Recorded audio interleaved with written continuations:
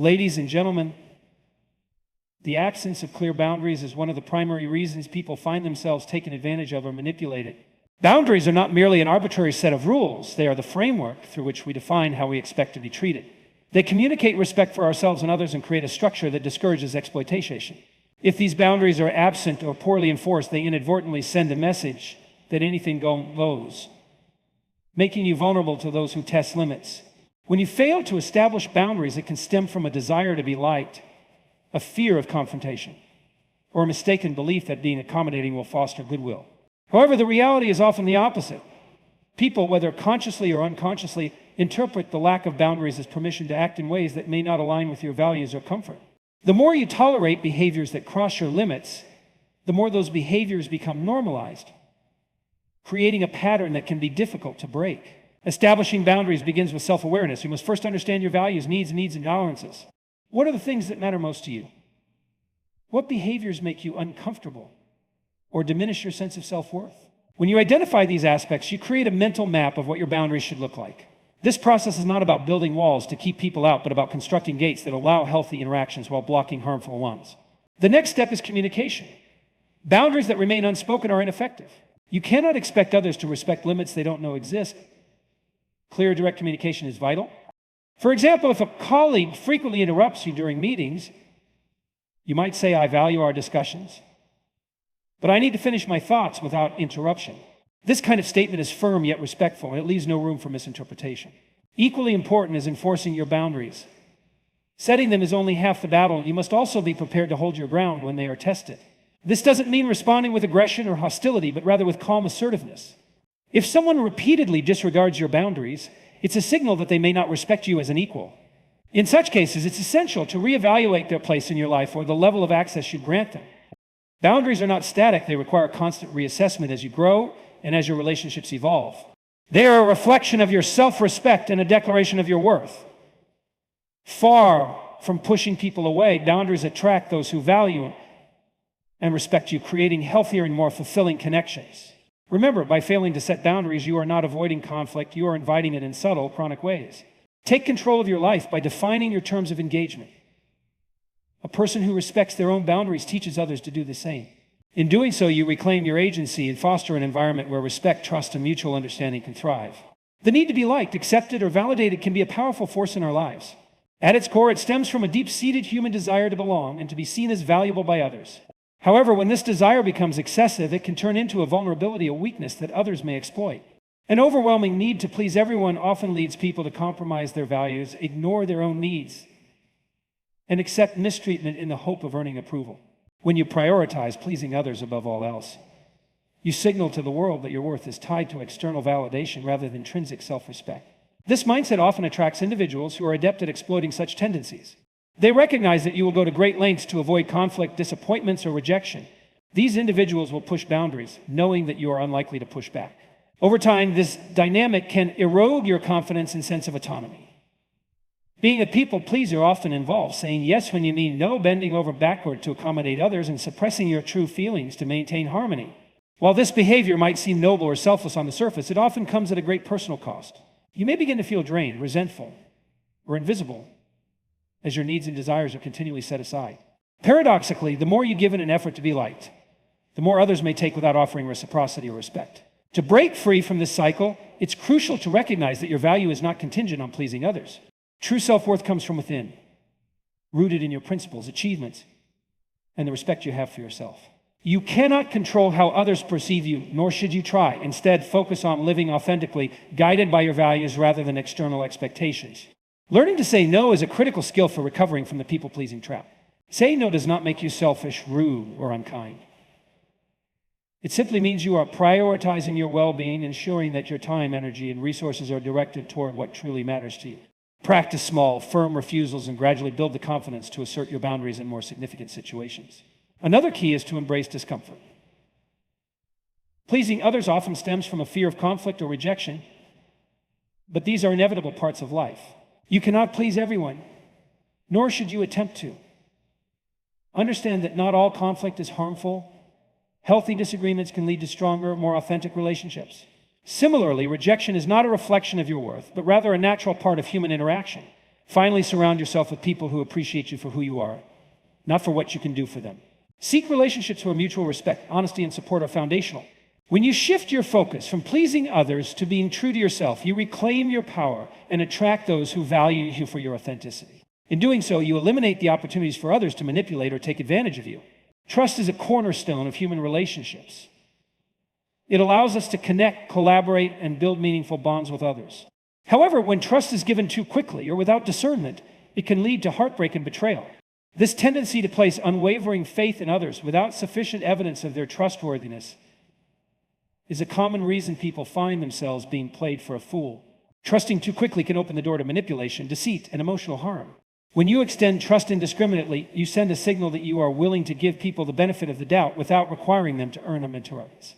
While this may stem from a generous or optimistic outlook, it can also leave you vulnerable.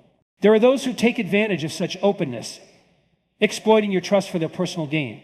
These individuals may mask their true intentions, presenting themselves as kind, dependable, or charming to gain access to your emotions, resources, or influence. A key challenge lies in differentiating between those who are genuinely deserving of trust and those who are not. It's important to remember that trust is not an entitlement.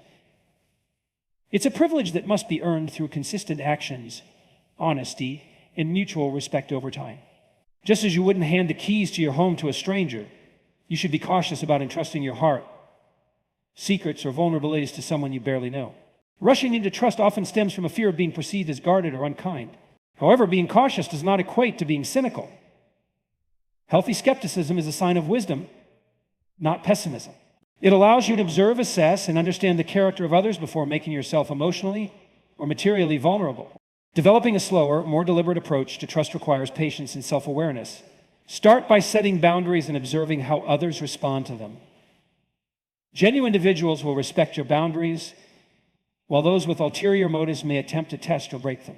Look for consistency in actions and words. People who are trustworthy align what they say with what they do. Pay attention to how they treat others, particularly those who cannot offer them anything in return. It's also essential to trust yourself, your instincts, your observations, and your ability to recognize red flags. When something feels off or inconsistent, don't dismiss it as overthinking. Your intuition is a powerful tool for protecting yourself. Learn to value it and act upon it when necessary. While building trust takes time, the rewards are worth the effort. Relationships founded in mutual respect and genuine connection are far more fulfilling than those built hastily or on shaky foundations. By guarding your trust and offering it only to those who have proven themselves deserving, you safeguard your emotional well-being and foster relationships that uplift and support you. Trust, when given wisely, becomes a powerful bridge to meaningful and enduring connections rather than a path to disappointment and regret. When people repeatedly test your boundaries, it's not always a passive or unconscious action. Many do so intentionally, driven by a desire to see how far they can push you. This behavior stems from a deep-seated need for control, validation, or power. Unfortunately, individuals who test boundaries often exploit kindness or a reluctance to confront, using it as leverage to their advantage. Understanding why this happens and how to address it is crucial if you are to reclaim your sense of agency and self-respect. Boundary testing often begins subtly. A person might ignore a minor request or intrude upon your personal time, framing it as a harmless mistake. It's easy to dismiss these initial actions as inconsequential. But make no mistake, every time you overlook these small intrusions, you unknowingly signal that your boundaries are flexible or worse, non-existent. This sets the stage for progressively larger violations. Whether it's a friend who consistently cancels plans last minute, a colleague who shifts their workload onto you, or a partner who dismisses your feelings, the underlying message is the same. They're gauging what you will endure without protest. So why do they do it? For some, it's a matter of convenience.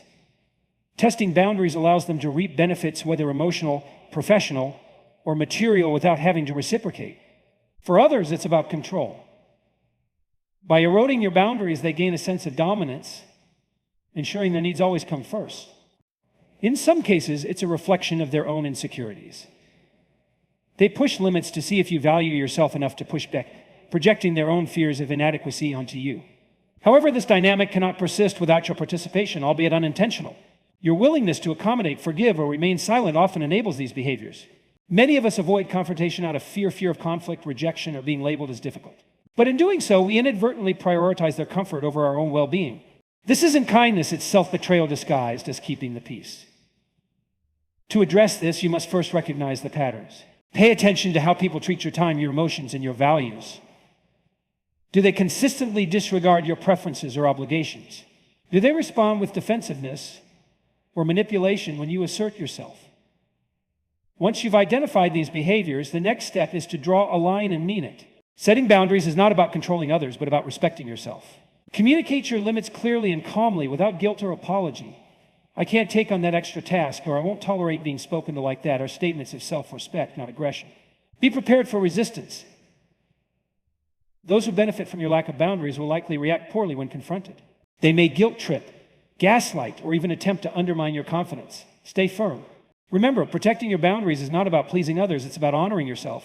The right people will respect your limits. The wrong ones will reveal their true intentions. In the end, addressing boundary testing is not just about stopping others from exploiting you. It's about redefining your relationship with yourself. When you hold firm to your boundaries, you affirm your worth and reclaim the power to shape your life on your terms. At the heart of many manipulative relationships lies a simple but powerful truth. People exploit what you value. For those who place a high premium on being liked or accepted, this becomes a vulnerability that can be easily manipulated. The desire to be liked is not inherently wrong. It's a deeply human need. But when it's unchecked, it can open the door to exploitation by individuals who seek to control you for their benefit. The desire to be liked often stems from a need for validation or a fear of rejection. Society teaches us that being agreeable, accommodating, and likable leads to better relationships, more opportunities, and a smoother path through life. However, this belief can backfire when taken to extremes. Individuals who prioritize being liked above all else often struggle to say no, set boundaries, or confront wrongdoing. They fear that standing up for themselves might jeopardize relationships or lead to criticism, which they work so hard to avoid. Manipulative people are quick to recognize this trait. They understand that your need to be liked makes you hesitant to cause conflict or disappointment. As a result, they exploit this by pushing you to do things you wouldn't normally agree to, whether it's taking on extra work, tolerating disrespect, or sacrificing your own needs for theirs. They frame their demands in ways that make refusal feel impossible. They might say, I thought you were the kind of person I could rely on, or you don't want to let everyone down, do you? These statements are calculated to play on your insecurities and compel you to comply. Over time, this dynamic creates an imbalance in the relationship. The manipulator benefits from your constant efforts to maintain their approval, while you become drained, resentful, or even disconnected from your true self. The fear of being disliked or abandoned keeps you locked in this pattern, making it difficult to break free. However, it's essential to recognize that this cycle is not sustainable, nor is it a reflection of healthy interaction. To counter this, you must redefine what it means to be liked. True respect and admiration come not from sacrificing yourself, but from showing authenticity and integrity. Being agreeable at the expense of your own values does not create genuine relationships, it creates dependency and control. To break the cycle, you need to practice saying no and tolerating the discomfort that might follow. Understand that being disliked by some is not a failure, it's a natural consequence of living authentically. Additionally, evaluate the relationships in your life. Are there people who consistently take advantage of your kindness? Do they respect you only when you're meeting their needs? These are red flags that indicate the relationship is built on exploitation rather than mutual respect. It's okay to distance yourself from people who use your desire to be liked as a tool for manipulation. Ultimately, freeing yourself from this exploitation is not about hardening your heart or becoming unlikable. It's about finding balance, valuing your own needs and self-respect as much as you value harmony and connection. When you learn to like yourself first, you'll find that the opinions of others matter far less, and the people who truly respect you will gravitate toward you naturally. One of the most admirable traits in a person is the ability to forgive, to offer second chances, and to believe in the potential for change. It speaks to compassion, optimism, and the understanding that people are fallible. However, manipulators often exploit this generosity. They rely on your tendency to forgive, even when their behavior clearly shows a lack of respect, remorse, or intention to improve. This exploitation of your goodwill becomes a pattern that can trap you in a cycle of repeated harm. When you give someone a second chance, you're extending trust. You're acknowledging that mistakes happen and that growth is possible. But what happens when this trust is taken for granted? Manipulators see second chances not as an opportunity to grow or repair a relationship, but as a loophole in accountability. They come to expect forgiveness as a given and use it to continue their behavior without consequence. The cycle often begins with an apology, sometimes sincere, sometimes hollow. The manipulator may display remorse, offer explanations, or make promises to change. They tap into your empathy, making you feel guilty for considering cutting them off or holding them accountable. For someone who values harmony or dislikes conflict, it becomes difficult to say no to their pleas. You find yourself wanting to believe that this time will be different. But here's the critical realization: forgiveness without accountability does not lead to change. If someone's behavior repeatedly violates your boundaries or harms you, yet they face no real consequences, they have little incentive to alter their actions. They learn that they can treat you poorly, apologize, and still be welcomed back into your life. This dynamic reinforces their behavior while eroding your self-worth and sense of safety in the relationship. To break free from this manipulation, you must set firm boundaries around your forgiveness. Forgiveness does not mean forgetting or tolerating harm. It means you're willing to let go of resentment, but only if the other person demonstrates genuine accountability and change. This involves clear communication, outline what needs to change, how their actions have affected you, and what the consequences will be if the behavior persists. Equally important is recognizing when someone is using your forgiveness as a tool against you. If their apologies are followed by the same harmful actions, or if they become defensive or dismissive when you express your hurt, they're showing you that their words hold little weight. Their actions must align with their promises, otherwise they're simply manipulating your goodwill. Learning to limit second chances is not about becoming cynical or unkind. It's about protecting your emotional well-being and valuing self enough to demand respect in your relationships. Not everyone deserves unlimited access to your heart, your time, or your energy. By discerning who truly values your forgiveness, you create space for healthier, more balanced connections. Remember, your ability to forgive is a strength, but it should not come at the cost of your self-respect. True relationships thrive on mutual care and effort, not on one-sided tolerance for repeated harm. Recognize your worth and let that guide your decisions about whom you allow into your life.